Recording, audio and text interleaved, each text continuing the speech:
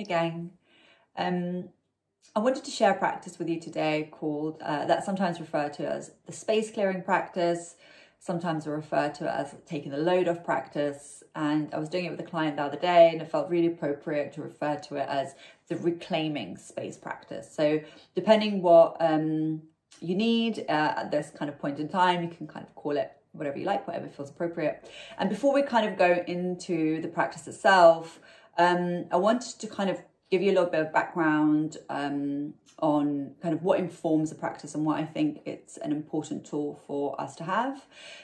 So on a daily basis and kind of on a lifespan basis, we accumulate a lot of information. And maybe more so now, definitely more so now in the 21st century than at any other kind of time in our kind of evolutionary history. And with that information comes obviously like the information that we consume, we read a lot, we kind of, all of that stuff. But with that also there is a lot of kind of conversations and interactions with other people, and also more decisions, kind of decisions that we have to make all the time. And they could be kind of small decisions, they could be big decisions. All decisions require some sort of processing of information anyway. And our body is really wise and it tries to keep us kind of as safe as possible. But one of the, I guess, disadvantages of some of that mechanism is that the body prioritizes or kind of gives greater weight to or more kind of detailed memory to negative, difficult or emotionally charged experiences. And that sounds a bit rubbish, but it does so for evolutionary reasons, and it does so to really try to keep us safe. The thinking is, which probably isn't so helpful right now, and there's a really interesting study on this, I think it was like 2007 by the Boston University, but University of Boston, don't quote me on that. But essentially, the thinking is that by kind of remembering the details of difficult experiences, emotionally charged experiences, we can kind of future-proof and keep ourselves safer in the future. But due to the volume of information that we're consuming and also the change, the kind of physiological and also kind of geographical change in the way that we are able to kind of let go of information, you know, you can run away from a lion, but you can't really run away from a rubbish email, right?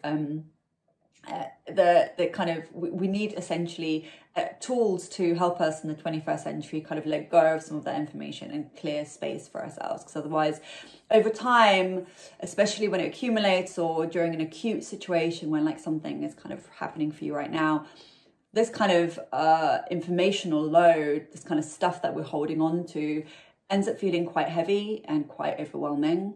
And we also end up kind of, I hear this a lot from clients and also from personal experience, you end up remunerating. And sometimes it's like not necessarily like a massive list of things. Sometimes it could be like that one difficult exchange that we had, or that thing that didn't quite go to plan, or an email we could have answered in a different way, you know, and we end up kind of going around this conversation in our minds, often before bed, typical, right?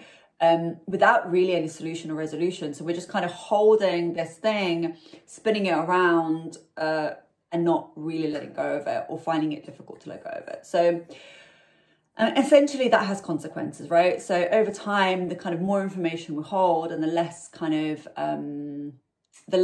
space we have for ourselves, because we essentially lose connection with ourselves. We start to find it difficult to distinguish between the information that we're holding and ourselves as kind of individuals. So there is kind of less of a separation between the kind of things that we're doing to make life happen, the kind of outside worldy stuff, and the things that are just us. And that's really, really important for being able to kind of, what am I saying? It's important to be able to make space for ourselves so that we can be clearer, so that we can have a clearer vision, so that we can understand where we can set our boundaries, so that we can make priorities, so that we can make better decisions rather than trying to tackle everything at the same time.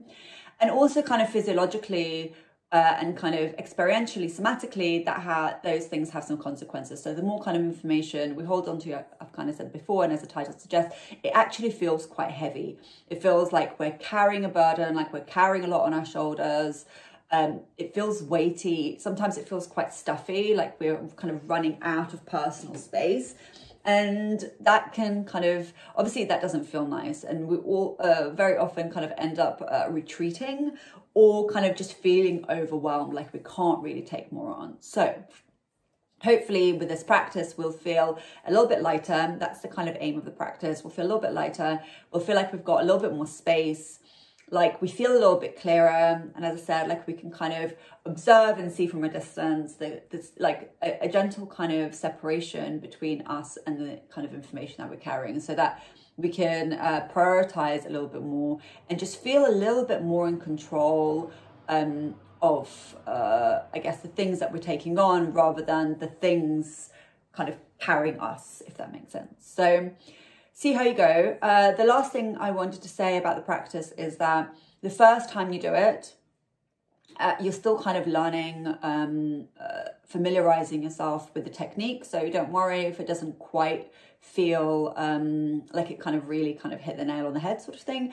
Repeat it a couple of times, see how you feel. If you still don't like it and it doesn't work for you, it really doesn't matter. Different tools, different methods work differently for us in different ways. So if this kind of tool isn't for your toolkit, then there'll be other tools along the way that I will share with time, or that you may pick up from other practitioners, which you might enjoy more. But it's nice offering. Yeah, give it a go. See how it settles for you, and yeah, I hope you enjoy. So let's get started.